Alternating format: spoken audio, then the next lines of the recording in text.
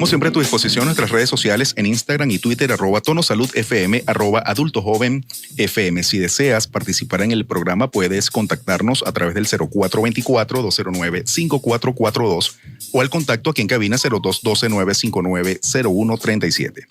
Hoy en el estudio nos acompaña la doctora Jenny García. Ella es pediatra e infectólogo para conversar sobre hepatitis A y dengue. Doctora, buenos días y gracias por acompañarnos. Buenos días, señor Edwin. Gracias a ustedes por la invitación. Es un placer estar acá. Gracias, el placer es nuestro, doctora. A ver, ya entrando en materia, vamos a iniciar por hepatitis A.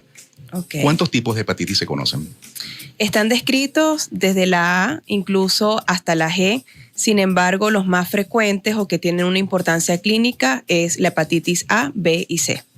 La hepatitis A por su importancia principalmente en la infancia, ¿sí? Hablaremos posteriormente de ello. Sin embargo, es importante porque la población afectada es la población pediátrica, generalmente. La hepatitis B, sumamente importante porque se transmite, al igual que la C, a través de lo que es jeringas, ¿sí? Transfusiones, y la B a través de la mamá al bebé.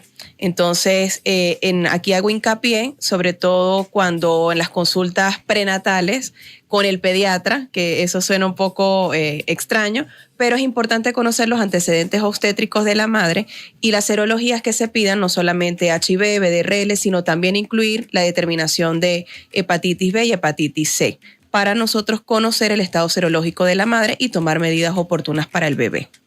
Muy bien. ¿Cuál es la causa de la hepatitis A? La causa básicamente es la presencia del virus y como hablaremos posteriormente cómo es la transmisión, allí nosotros vamos a determinar cómo podemos encontrarlo, pues. Cuando hablamos específicamente de hepatitis A, ¿qué tan grave puede ser esta transición cuando tienes el virus? El cuadro clínico puede ir incluso desde asintomáticos, pacientes que no tienen ningún tipo de síntomas, hasta una hepatitis grave o una hepatitis fulminante, ¿ok? Entonces, aquí la idea es ir vigilando cómo se comporta ese paciente y hay algunos factores de riesgo que pueden conllevar a que ese paciente se complique. ¿Cómo se contagia? Se contagia a través de alimentos y agua contaminada, su vía fecal oral, por decirlo de una forma muy sencilla. Entonces aquí entra con bastante relevancia lo que son las medidas higiénicas, extremar y orientar a la población en las medidas que tiene que tomar en cuenta para evitar la transmisión. Porque hay temporadas o meses del año en donde como es un poco más acentuado esta hepatitis A. Nosotros somos un país con alta endemicidad, ¿sí? Sobre todo porque somos un país desarrollado donde las condiciones de salud se han ido deteriorando con el paso del tiempo, y cuando hay las épocas donde hay mayor determinación, por ejemplo, los niños cuando están en guarderías, en la época escolar, es donde nosotros tenemos mayor transmisión de este virus. Una persona que ya tiene este virus, ¿cuáles son los síntomas? ¿Cómo se manifiesta todo esto?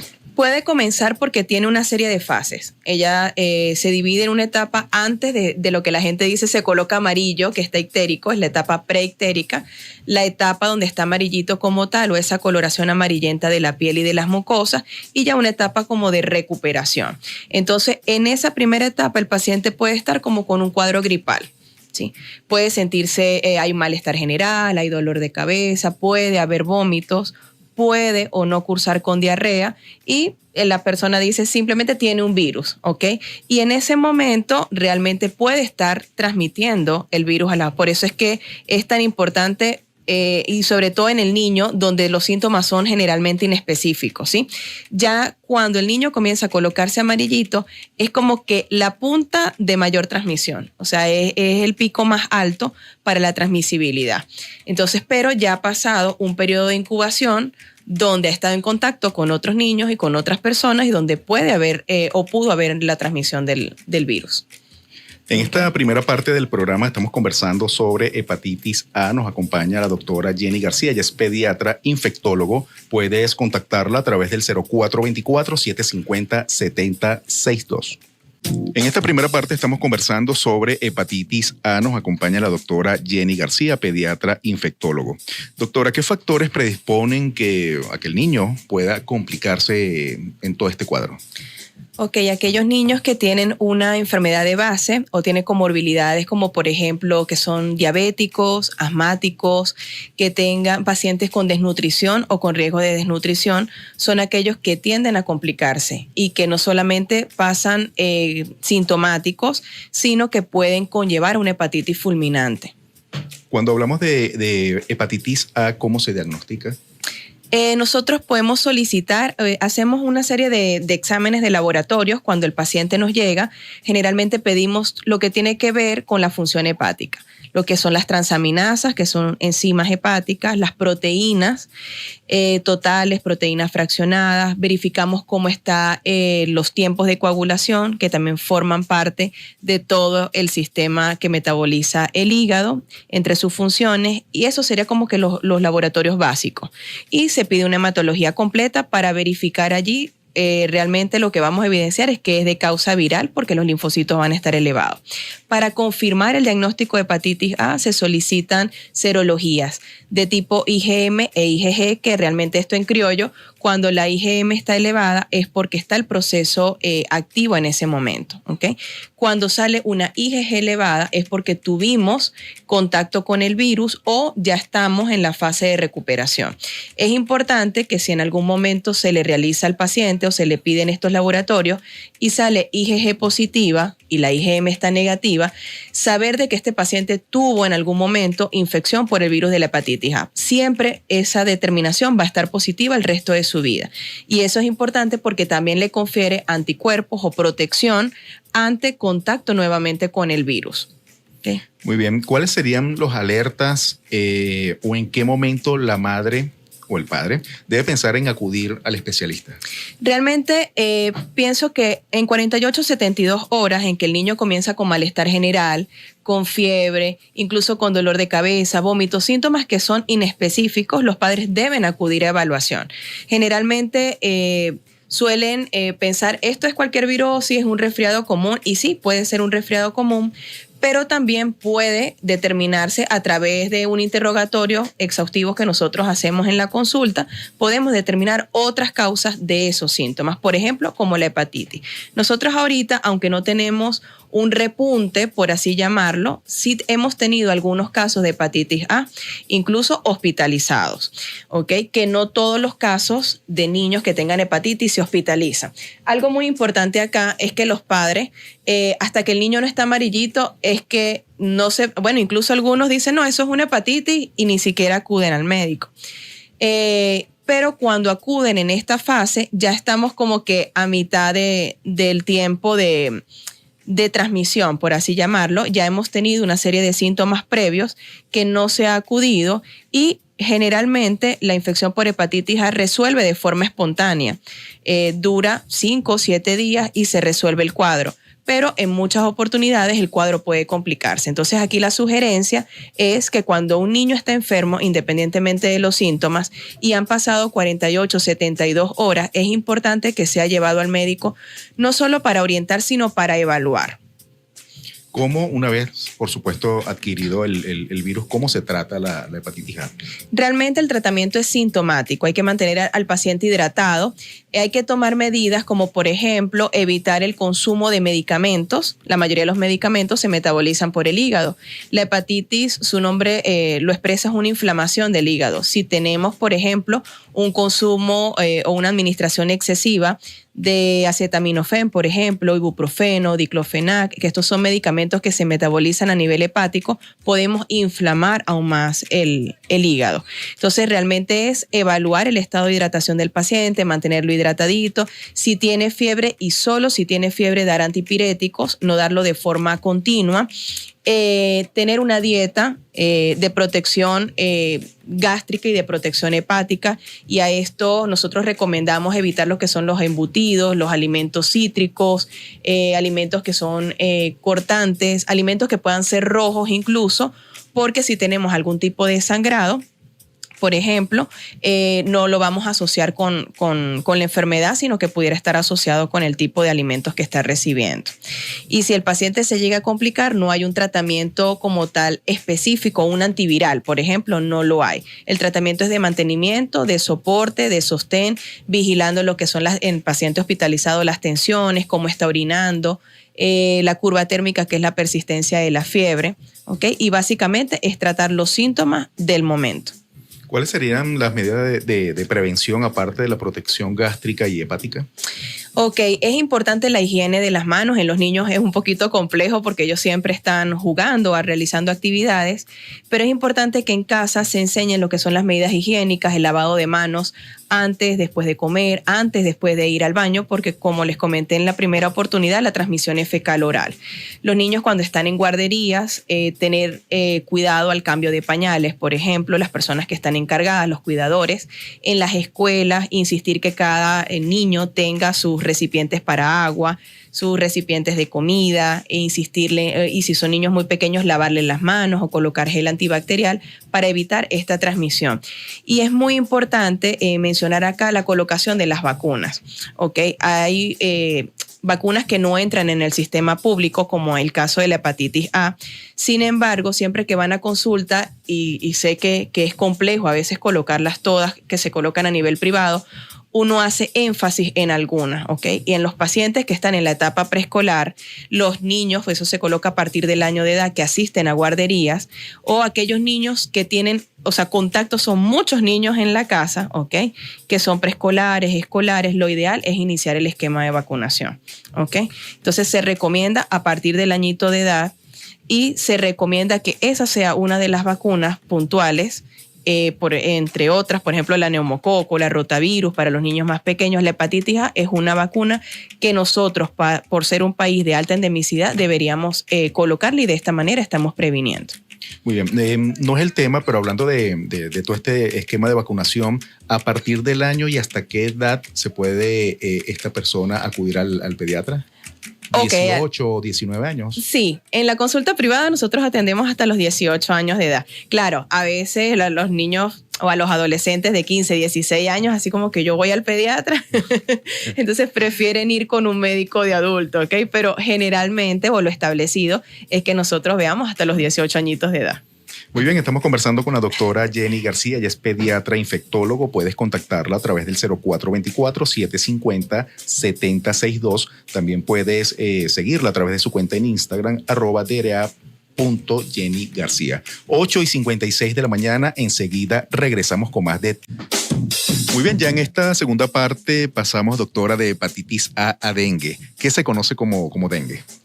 Dengue es una infección viral que es transmitida realmente por otro agente, ¿sí?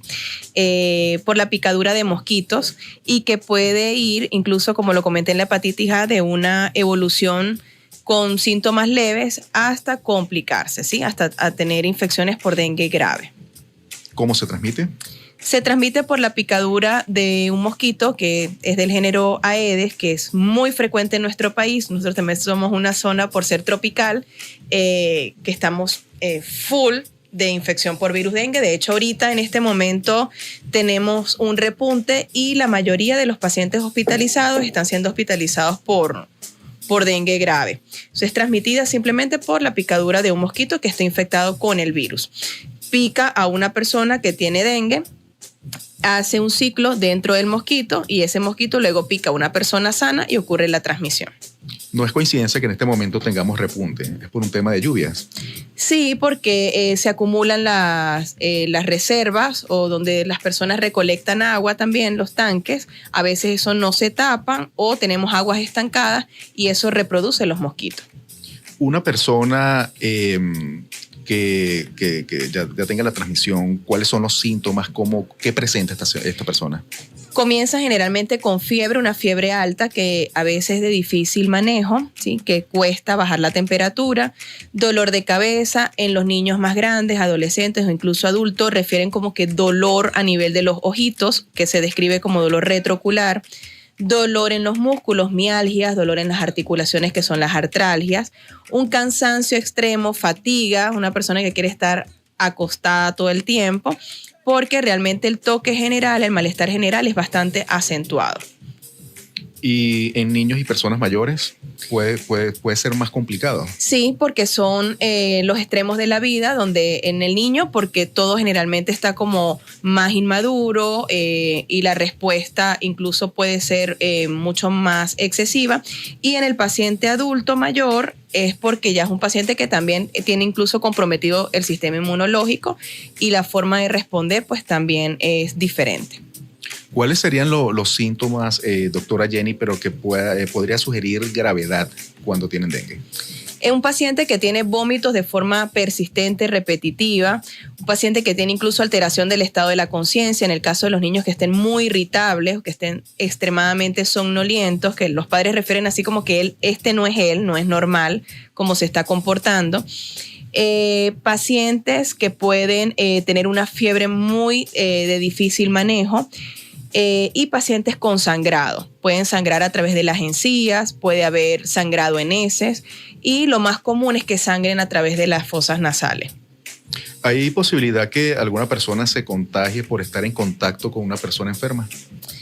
Directamente no es por contacto directo, pero si estamos en la misma área y no hay uso de las medidas preventivas, por así llamarlo, si ese zancudito está allí en la misma zona, pica a esta persona enferma y posteriormente hay una picadura a la persona sana, se puede transmitir. Pero porque yo esté en contacto al ladito con una persona con dengue, no. ¿Se puede considerar el dengue como algo peligroso, una enfermedad peligrosa? Sí, porque incluso podemos tener hasta pacientes que tienen shock por dengue, ¿sí? Generalmente debe haber un manejo estricto de los líquidos en el paciente, porque una de las cosas que ocurre es que me aumenta, o por así decirlo de forma coloquial, se pone como muy espesa la sangre, ¿sí? Hay una alteración en la permeabilidad y en los fluidos, y esto puede complicar al paciente. Hay un toque hepático también, me altera todo el sistema de coagulación y me pudiera llevar al paciente al shock. ¿Cómo debe ser tratado el dengue? El dengue también se trata de forma sintomática. Debemos estar muy vigilantes del estado de hidratación, sobre todo en los niños pequeños, porque, como les comento, generalmente cursan con fiebre, una fiebre alta de difícil manejo. Esta fiebre se prolonga por varios días, ¿ok? Sobre todo en la primera fase de la enfermedad, y el niño pequeño, por fiebre, por pérdidas insensibles, tiende a deshidratarse. Entonces, esa es una de las principales cosas que hay que estar pendientes, son el tema de los líquidos, el manejo de la fiebre y si el paciente tiene vómitos o, por ejemplo, otro signo de alarma es el dolor abdominal, allí no automedicar, por ejemplo, buscapina o protector gástrico, sino realmente estar pendiente porque puede haber una extravasación de líquido y ese líquido acumulado en la pancita o en el abdomen es lo que hace que se refleje como dolor.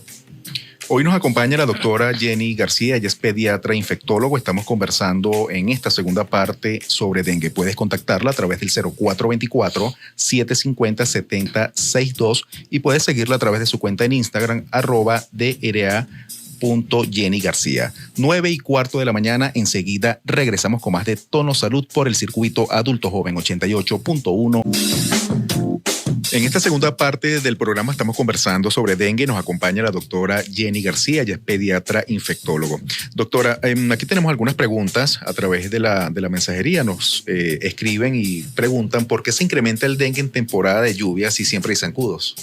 Sí, nosotros somos un país endémico de dengue y generalmente durante todo el año podemos tener casos. Sin embargo, en épocas de lluvia hay mayor humedad, hay la presencia de charcos, llamándolo de esa forma, hay agua estancada y eso aumenta la proliferación de los zancudos, ¿ok? También es muy importante mencionar acá que a veces no se cuenta con el servicio de agua y el acumular o el recoger agua en recipientes, a veces sin tapa o a veces por mucho tiempo, eso aumenta la proliferación de las larvas y posteriormente los zancudos. Aquí también nos preguntan, ¿algunos virus de hepatitis también se transmiten a través de relaciones sexuales? Sí, totalmente. Principalmente el virus de hepatitis B y el virus de hepatitis C. En las últimas publicaciones también se han descrito transmisión de vía sexual de hepatitis A. Sin embargo, no es lo más frecuente. Una última pregunta, la hepatitis C puede desarrollar cirrosis hepática sin presentar síntomas, ¿es asintomático? La hepatitis en general puede cursar de forma asintomática, como lo habíamos mencionado anteriormente, y cuando se presentan los síntomas, sobre todo en el adulto, puede ya estar en estadios avanzados. Se recomienda un control periódico con un médico internista y es importante la determinación de las serologías. Generalmente, cuando se hace algún chequeo de laboratorios, se piden serologías para VIH y VDRL, pero dejamos por fuera otras serologías importantes como lo es hepatitis B y hepatitis C. ¿Qué serologías para la audiencia? Es simplemente la determinación de anticuerpos ante cierto virus en este caso, ¿ok? Entonces, es importante que mujeres en edad gestacional que estén embarazaditas o quieran hacerse un chequeo de rutina, entre las serologías incluir la determinación de anticuerpos para hepatitis B y hepatitis C. De esta manera, estar seguros que no hay ninguna infección por este virus de hepatitis y en caso de que esté positivo, pues poder entonces buscar ayuda médica o con un infectólogo, en este caso de adultos, que pueda orientar ese caso, colocar tratamiento y evitar las complicaciones, porque la cirrosis hepática ya es algo crónico, es un diagnóstico que hace muchos años estuvo en contacto con el virus de la hepatitis C, en este caso de la pregunta, y nunca se supo, y cuando llega el momento de presentar síntomas es porque ya el paciente está en la fase de cirrosis. ¿Cuántas veces me puedo contagiar de dengue? ¿O ya la primera o la segunda crea una especie de inmunidad? 4 veces nos podemos realmente enfermar de dengue. Esto es importante también porque hay que tener la determinación serológica de que realmente la infección es por dengue y no por otro virus. Nosotros tenemos muchos arbovirus. Recordemos que hubo una época hace años donde incluso coincidían la infección de dengue con chikungunya, con Zika.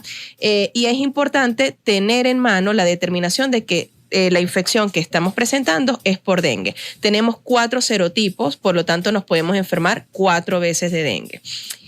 Se adquiere inmunidad, hay una sensibilización. Si hay una persona que le dio dengue y en la siguiente vuelve a tener un segundo o un tercer episodio, cada episodio puede ser incluso condicionante de un dengue grave, porque ya hay una sensibilización previa. Ok, aclarado el término de serología, ¿qué serología se debe solicitar posterior a transfusiones? Esta pregunta es muy importante. Debemos solicitar HIV, debemos solicitar VDRL, hepatitis B, hepatitis C y podemos solicitar otras serologías que son por ejemplo, la determinación de Chagas. Esa es otra de las serologías que debemos pedir cuando un paciente es transfundido. A veces, en el caso, por ejemplo, de dengue, donde el recuento plaquetario está sumamente bajo o el paciente está en shock dengue y amerita transfusiones no solamente de concentrado de glóbulos rojos, que la gente a veces dice, no me han transfundido porque no colocaron un concentrado globular, pero pudo haber recibido transfusiones de plasma o transfusiones de plaquetas. Y esto pasa como desapercibido porque no se comenta. El deber de nosotros como médicos es que ante todo paciente que sea transfundido de alguno de los componentes, solicitar controles de serología. Estos controles se hacen al mes, a los 3, 6, 9 meses y los últimos al año de la última transfusión.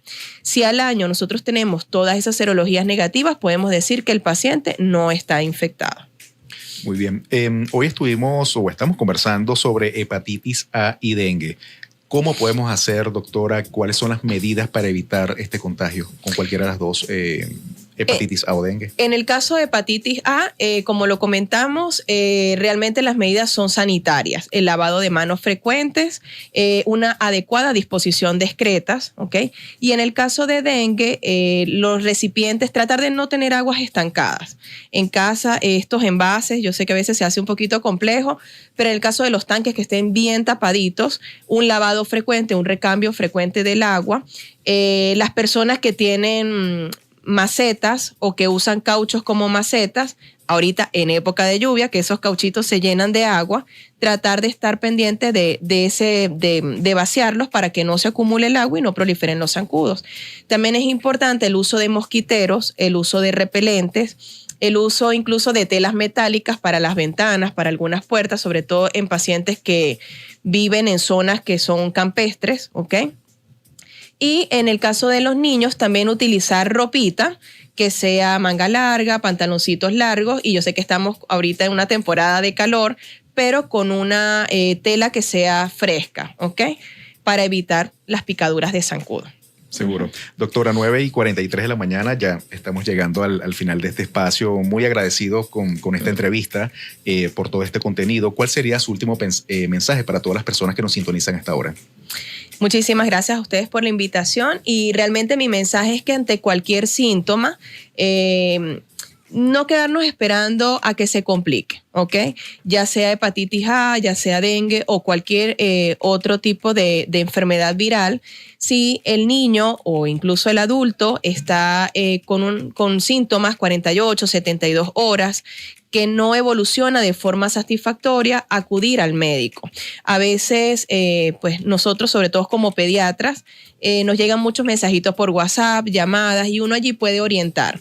Sin embargo, nada va a sustituir a lo que es una evaluación pediátrica. Si hay alguno de los signos de alarma, recordar los signos de alarma en dengue: el dolor abdominal de forma persistente, vómitos persistentes, fiebre de difícil manejo, acudir a evaluación médica. En el caso del dengue, puede cursar de forma muy leve, pero si el paciente presenta alguno de los signos de alarma, debemos acudir, ¿ok?, a evaluación, y de esta manera nosotros como médico orientar si este paciente amerita un manejo en casa o un manejo hospitalario con ambas enfermedades. No todas las hepatitis A y no todos los dengues deben hospitalizarse.